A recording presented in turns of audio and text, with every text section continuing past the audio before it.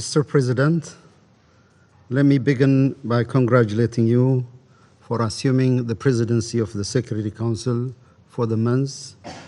I assure you of my delegation's full support. Mr. President, my country, Ethiopia, is undergoing a significant transformation that requires delicate and context-driven handling of its domestic affairs.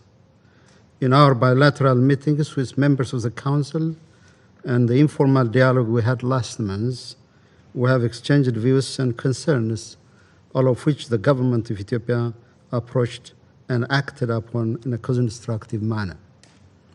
This being said, Mr. President, I'm surprised by the rationales of calling for this open meeting. We are fully cognizant of the responsibility of this Council to work towards international peace and security. The very first requisite for this onerous responsibility is to encourage dialogue and prevent escalation through constructive engagement and reinforcement of achievements. This meeting is called at a time when the Government of Ethiopia took bold measures and political decisions to meet the needs and well-being of its people affected by the law enforcement operation in Tigray. This measure should have encouraged our friends to give support and de-escalate the unhelpful pressure. Equally, we wish to express our appreciation to all of you for recognizing our resolve for peace behind this difficult initiative we have taken. Mr. President, since the Council held the informal interactive dialogue on the humanitarian situation in Ethiopia, there are critical developments that deserve your recognition and constructive outlook. On 28 June 2021, the Government of Ethiopia decided to cease the active military engagement of the Ethiopian National Defense Forces in the Tigray region. This decision for humanitarian ceasefire was reached after a concerted deliberation with various stakeholders and partners. We hope that this magnanimous and far-sighted decision will not be wasted by the irresponsible conduct of the TPLF group, which the Government of Ethiopia opted to tolerate for the sake of the people of Tigray and to elevate the humanitarian situation in the region. The decision to cease military operation is hoped to create a conducive environment for humanitarian operation in Tigray. It will also pave the way for an inclusive national dialogue. The TPLF group that we're pursuing continued its belligerence to protect few individuals. In furtherance of its agenda, it began conscripting young and elderly civilians, women and men, to fight highly trained and armed men of their country. This exposed the people in Tigray for the military confrontation that are not prepared for. Furthermore, it posed a risk for disruption to the agricultural season. The group's ethnically charged tactic of vying the people against the government is also found to be detrimental to our innate social fabric. As a result, the Government of Ethiopia, as the bearer of the primary responsibility to protect its people, made a difficult political decision to suspend active military operation in favor of safeguarding the unity, sovereignty, and territorial integrity of the Ethiopian state. Now we believe we have created a space for unfettered humanitarian assistance and proper conduct for the agricultural planting season. In addition, we will augment humanitarian efforts in the region, including distribution of food and non-food items from warehouses across Tigray. The National Disaster Risk Management Commission and the 5 humanitarian agencies deployed in all waradas of the region are set to resume their function.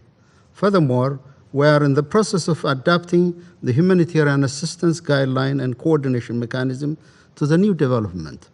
Public services will also resume once we create a situation for the safe operation of the infrastructure and their operators.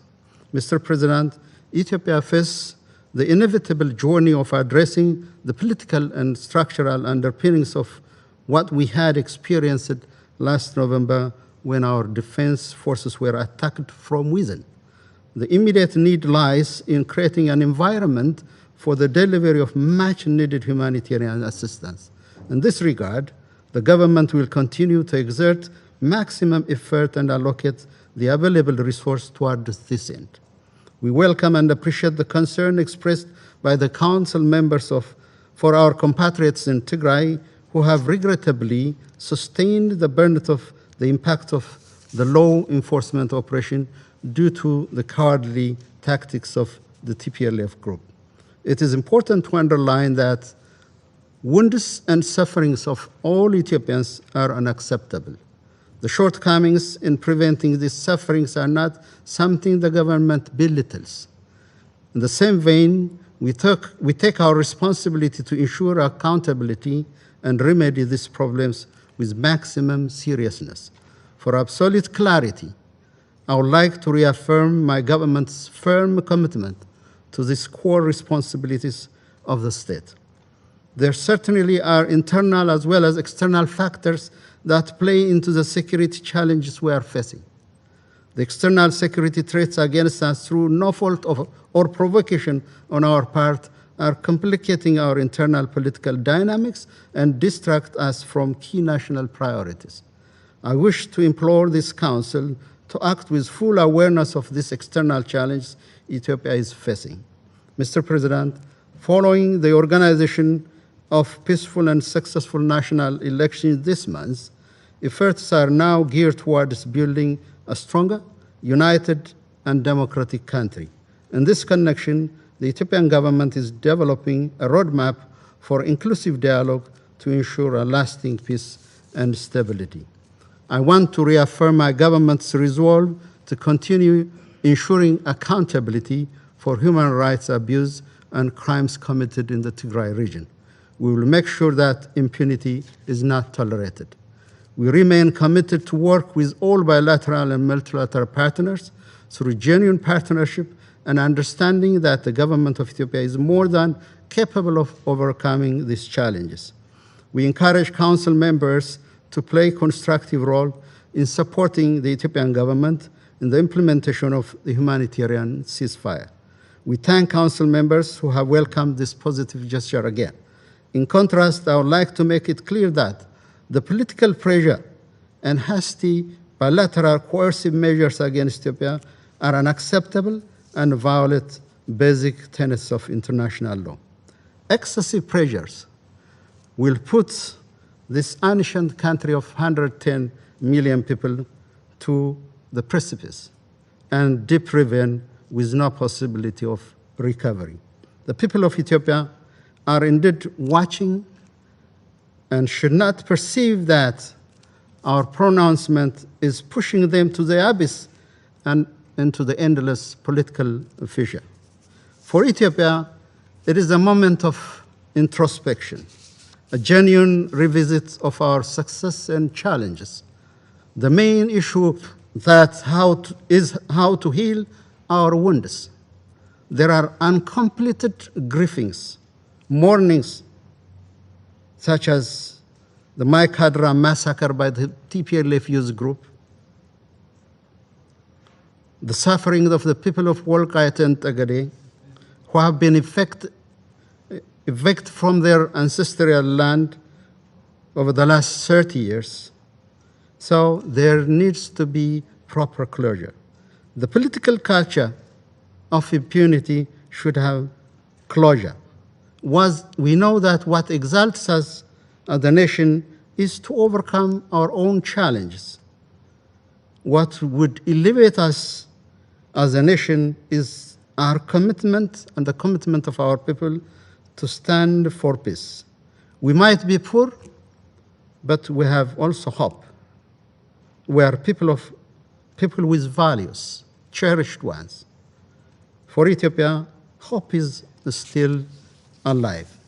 In conclusion, I hope Council members will take the situation in my country in the right perspective, understand the magnitude of the challenges we face, and also recognize the important step that we have taken in this regard.